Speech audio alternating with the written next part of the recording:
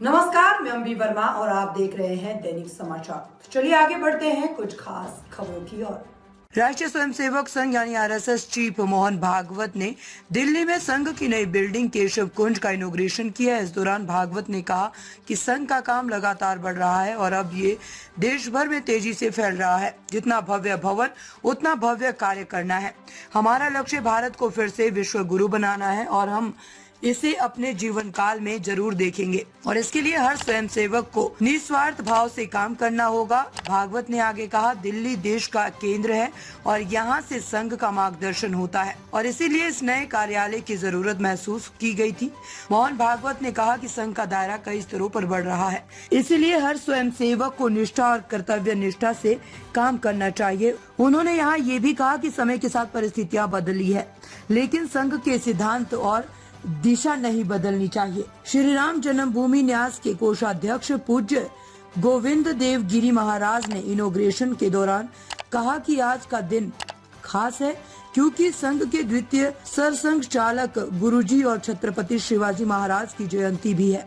उन्होंने शिवाजी के सैनिकों से स्वयं सेवकों की तुलना करते हुए कहा कि संघ हमेशा भारत की परंपराओं के आधार पर देश के विकास की बात करता है। जितनी भव्यता इस कार्यालय की दिखती है, उतना भव्य संघ कार्य का स्वरूप, उसकी अनुभूति इसमें मिलना चाहिए। अवस्था बदलने में समय नहीं लगता। उपेक्षा थी, चली गई, विरोध था, चला गया, हम चलते रहे, तो अब हमारी दशा बदल गई। बदलती दशा में दिशा नहीं बदलनी चाहिए, इसका ध्यान रखना पड़ता है।